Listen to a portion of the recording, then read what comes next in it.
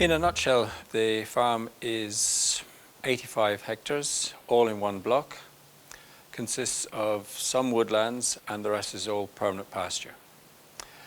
We have a suckler herd enterprise comprising of 70 pedigree Aubrac cows and about 80 to 85 crossbred rouge ewes. We got to know about Sobac. First of all, my wife met Christophe and Marcel in France at a show. I wasn't at that show, but the following year I went and she introduced me to Christophe at, I think it was the Cornwall show. And then a couple of years later, Christophe came over here and explained the principle again to me. And we went from there, and I'm delighted we did. My observations so far have been very positive. We've used it since the year 2013, so it's now 15, so we've used it for 3 years.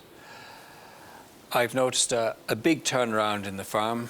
2012 was really the crux for the farm. We'd had rainfall, unlimited rainfall from the year 2007 to 2012, and the farm had lost productivity. Its fertility had probably crashed because of all the surplus rain, and I think my farm would not have been unique in that.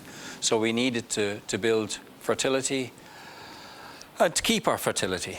In other words, we had to do it organically with organic matter and something that was going to change the soil. And I didn't want to go down the chemical route, because if we got another wet summer, all the chemicals that were put into the soil would just wash straight back out again into the water table. So that was not the intention. The intention was to build fertility and to keep fertility. And the Sobac products, be it BACTERIOSOL, BACTERIOLIT, were the two products that really grabbed me and said, this will work. It's worked for others. And from what I read from the testimonials, they were very much commercial farms that were using it. They weren't hobby farms. And if I said it was good for them, it's good for me. What I noticed immediately was the ease with which the farmyard manure broke down, and when it was spread, how quickly it was absorbed by the soil. The slurry seemed to take a very small amount of time to agitate, compared to what some people say the tractor could be there all day agitating, whereas for me he was even in the large tank, which holds just under 90,000 gallons, he agitated for less than an hour. With the slurry, you can actually walk behind the guy spreading it, and you'll be downwind of it. And you've obviously got a bovine smell of it, but there's not this take your head off smell. It's just a small slurry odor rather than an acrid smell. So the first year, it was slow.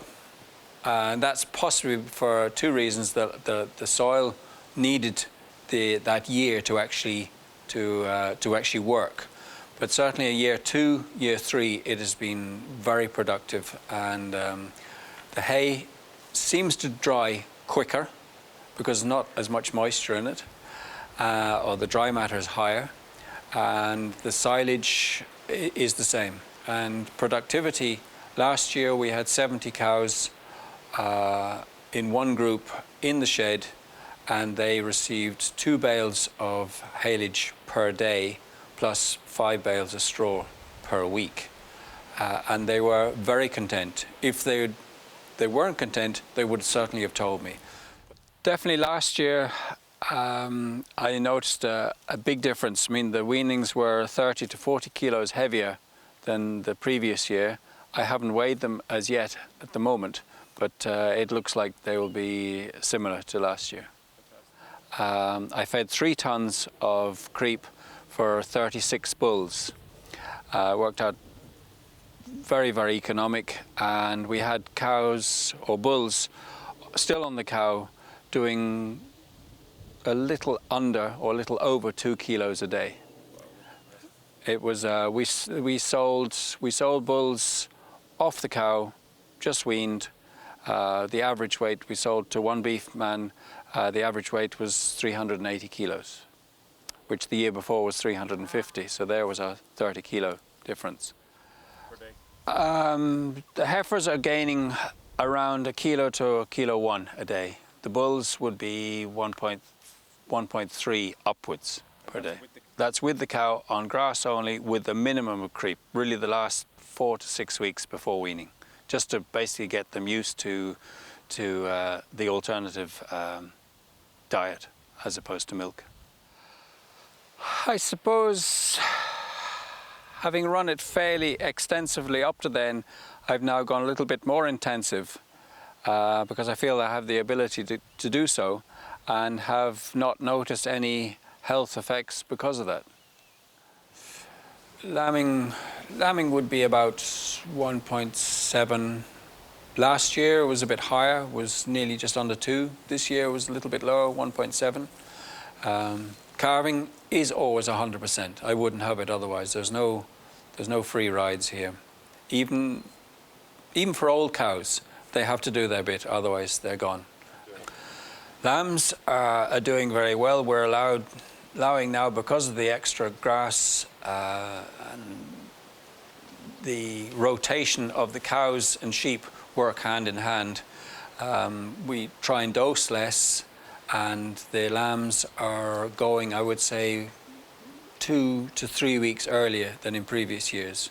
The whole reason I think that the Sobac has struck me is that it's giving me now a balance to use in both good years and bad years. So in a good year it'll work extremely well, and in a bad year, where the years 2007, 2012 hopefully won't return, but they will return in time, in weather-wise, and we need that stability, which you're never going to get if you follow conventional farming, and you end up chasing your tail. And with this Sobac, it mightn't be the be-all and end-all, but it certainly balances the farm. One thing I have noticed in the consistency of the fields, paddocks, where we would have had quite a few thistles, docks, and especially buttercup, which is a sign of compaction and acidification of the soil. I'm now noticing all these weeds are still in the paddocks, but they're negligible amounts, maybe gateways around water troughs, and certainly the buttercup has made a huge regression. From one field that looked like it was 100% buttercup is now 95% grass clover mix and just about 5 or 100% buttercup. And that has been the astounding. And I've actually even pointed out to certain farmers who would pass that field on the road and asked them, have they noticed a difference? And they all said yes. First reason why to keep using it, I'm seeing huge changes in the field. Some would be more subtle, like you'll often go into a field and say, where's that patch of nettles gone? I remember it there. It's not there anymore. And the big changes would be, I have one field that got, you could say in a word, trashed. I had horses in it for 2 winters in a row, and they damaged it on a lot. They panned it, they poached it, they would have grazed out certain areas, left certain areas. So that field needed a lot of recuperation. A lot of people would have said re-sow it immediately, but that really would not have solved the problem of compaction. So I used the Sobac product. It's taken 3 years, and now the productivity of that field has bounced back. A little bit of oversowing was used, 2 years of oversowing. That's 2014, 2015. And having walked through it now numerous times, the clover grass balance is very, very good, and the cows are happy on it, whereas 2 years ago they couldn't wait to get out of it. Now they can't wait to go in there.